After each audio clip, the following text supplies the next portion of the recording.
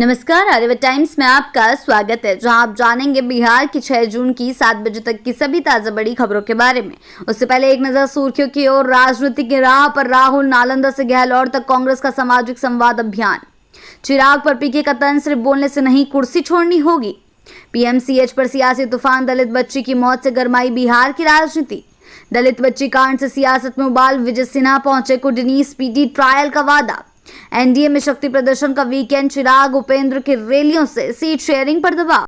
बढ़ते हैं खबरों की ओर विस्तार से। राजनीति की राह पर राहुल, नालंदा से गहलोत तक कांग्रेस का सामाजिक संवाद अभियान। जी हां, 6 जून को राहुल गांधी बिहार आएंगे। राजगीर में संविधान सुरक्षा सम्मेलन को संबोधित करेंगे। अति पिछड़ा वर्ग और छात्रों से संवाद करेंगे। गहलोत जाकर माउंटेन मैन दशरथ मांझी को श्रद्धांजलि देंगे और गया में महिलाओं से जनसंवाद करेंगे।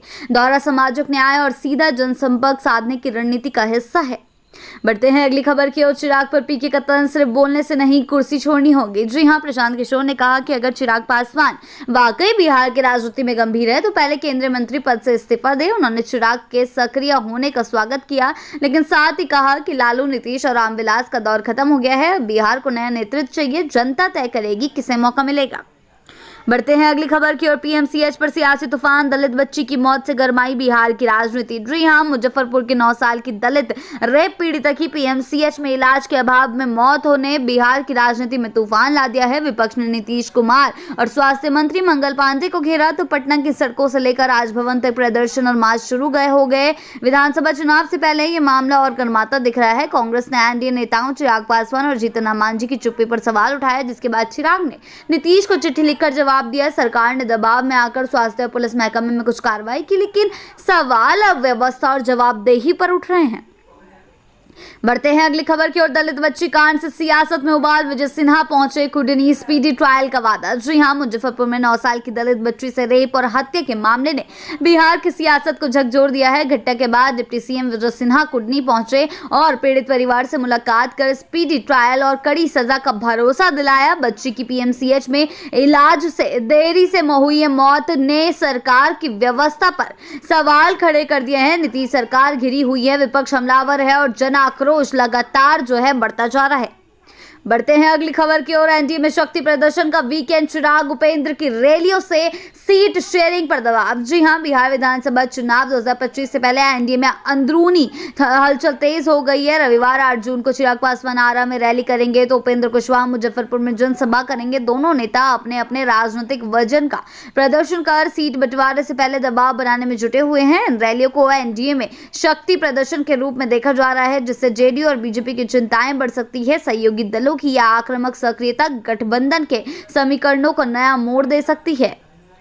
बढ़ते हैं अगली खबर की ओर। राहुल के दौरे पर सम्राट कवाड़, लालू गांधी एक ही थाली के चट्टे बट्टे। जी हां, बिहार विधानसभा चुनावी साल में कांग्रेस नेता राहुल गांधी के लगातार दौरों से सियासत गर्म है। शुक्रवार को वे 5वीं बार बिहार आ रहे हैं, जहां राजगीर और गया में जनसभाएं करेंगे। इस पर उप मुख्यमंत्री सम्राट चौधरी ने तंज कसते हुए कहा है कि लालू परिवार और गांधी परिवार में कोई फर्क नहीं है, दोनों वंशवाद की राजनीति के प्रतीक है। सम्राट ने यह बयान पटना में संपूर्ण क्रांति दिवस के मौके पर दिया, जिससे राहुल के दौरे को लेकर राजनीतिक बयानबाजी का नया दौर शुरू हो गया है।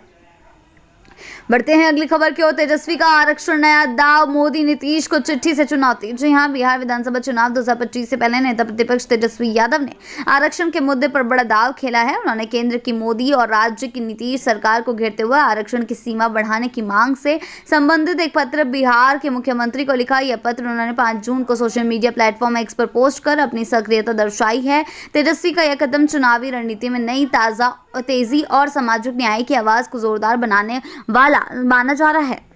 बढ़ते हैं अगली खबर की ओर। चिराग की चुनावी तैयारी, शाहबाद से लड़ने की मांग, नीतीश के नेतृत्व पर भी सियासी सस्पेंस। जी हां, बिहार विधानसभा चुनाव 2025 में मुख्यमंत्री नीतीश कुमार के नेतृत्व में एनडीए चुनाव लड़ने का ऐलान हो चुका है, लेकिन चिराग पासवान ने भी अपनी सक्रियता दिखाई है। उन्होंने चुनाव लड़ने का संकेत दिया है और कार्यकर्ता उन्हें बिहार का नेतृत्व देने की मांग कर रहे हैं। शुरू में चिराग के अनारक्षित सीट से लड़ने की चर्चा थी, लेकिन अब शाहबाद से चुनाव लड़ने की अपील जोर पकड़ रही है। यह राजनीतिक कदम एनडीए के भीतर नए समीकरणों की उम्मीद जगा रहा है। बढ़ते हैं अगली खबर की ओर। पप्पू यादव का बड़ा सुझाव, बिहार में कांग्रेस अकेले लड़े चुनाव। जी हां, पूर्णिया से निर्दलीय सांसद पप्पू यादव ने बिहार विधानसभा चुनाव को लेकर कांग्रेस को बड़ा सुझाव दिया है। उनका मानना है कि बिहार की जनता कांग्रेस को एक विकल्प के तौर पर देख रही है, इसलिए पार्टी को अकेले चुनाव लड़ना चाहिए। पप्पू यादव ने कहा कि राहुल गांधी की ईबीसी, ओबीसी, एससी, एसटी और गरीबों की बातों से जनता उम्मीद लगा रही है और वह कांग्रेस के निर्णय के साथ हमेशा खड़े रहेंगे। ये बयान चुनावी रणनीति में नए मोड़ की ओर इशारा कर रहा है। बढ़ते हैं अगली खबर की ओर। तेजस्वी का आरक्षण संघर्ष, नई नीति ना बनी तो आंदोलन होगा। जी हां, बिहार विधानसभा चुनाव से पहले नेता प्रतिपक्ष तेजस्वी यादव ने आरक्षण के मुद्दे को जोर शोर से उठाया है। उन्होंने नई आरक्षण नीति बनाने और विधानसभा का विशेष सत्र बुलाने की मांग की है। तेजस्वी ने साफ कहा कि अगर सरकार इस मांग को नहीं मानेगी तो वह बड़े आंदोलन के लिए तैयार है। इस कदम से चुनावी माहौल में आरक्षण को लेकर सियासी रार और बढ़ सकती है। बढ़ते हैं अगली खबर की ओर। प्रशांत किशोर का नीतीश पर हमला, मानसिक रूप से अस्वस्थ, केस करें जेल भेजें। जी हां, जनसुराज के संयोजक प्रशांत किशोर ने मुख्यमंत्री नीतीश कुमार पर कड़ा हमला किया है। उन्होंने कहा है, अगर मैं गलत हूं तो केस करें और जेल भेजें। साथ ही पीएम मोदी पर भी बिहार को मजदूरों का प्रदेश बनाने का आरोप लगाया है। मुजफ्फरपुर में दलित बच्ची के बलात्कार हत्या मामले में नीतीश की चुप्पी पर भी पीके ने सवाल उठाए हैं और कहा है कि अभी तक मुख्यमंत्री का कोई बयान नहीं आया। उनका ये बयान बिहार की राजनीति में हलचल पैदा कर रहा है। बढ़ते हैं अगली खबर की ओर। चुनावी बिहार में पीएम मोदी की तीसरी बार धमाकेदार वापसी। जी हां, बिहार विधानसभा चुनाव से पहले सियासी गर्माहट तेज हो गई है। इस बीच प्रधानमंत्री नरेंद्र मोदी 3 महीने में तीसरी बार बिहार दौरे पर आ रहे हैं, जो चुनावी रणनीति और जनता से सीधे संवाद का महत्वपूर्ण हिस्सा माना जा रहा है। इस दौरे से भाजपा की सक्रियता और शक्ति प्रदर्शन को बढ़ावा मिलने की उम्मीद है। बढ़ते हैं अगली खबर की ओर। नीतीश सरकार का भ्रष्टाचार पर शिकंजा, लोक सेवक श्वेता मिश्रा के ठिकानों पर छापेमारी। जी हां, बिहार के मुख्यमंत्री नीतीश कुमार के भ्रष्टाचार पर जीरो टॉलरेंस नीति के तहत कटिहार की लोक शिकायत निवारण टीम की पदाधिकारी श्वेता मिश्रा के खिलाफ विशेष निगरानी विभाग की कार्रवाई शुरू हो गई है। एसयूवी टीम ने उनके कटिहार, पटना और यूपी प्रयागराज के ठिकानों पर छापेमारी की है। आरोप है कि उनकी आय से 80 लाख रुपए से अधिक संपत्ति है। जांच अभी भी जारी है और इस कदम से भ्रष्टाचार के खिलाफ सरकार की सख्ती का संदेश गया है। बढ़ते हैं अगली खबर की ओर। बिहार में नकली दवाओं का बड़ा स्कैंडल, बड़ी कंपनियों पर मामला दर्ज। जी हां, मुजफ्फरपुर समेत बिहार में नकली दवाओं का धंधा तेजी से फैल रहा है, जिसमें एंटीबायोटिक से लेकर बुखार और एनीमिया की दवाएं शामिल हैं। औषधि नियंत्रण विभाग ने इस गंभीर मामले में 3 बड़ी दवा कंपनियों के खिलाफ केस दर्ज किया है और एनीमिया की नकली दवा पकड़े जाने के बाद और कार्रवाई की तैयारी कर रहा है। ये मामला स्वास्थ्य सुरक्षा के लिए बड़ा खतरा साबित हो सकता है।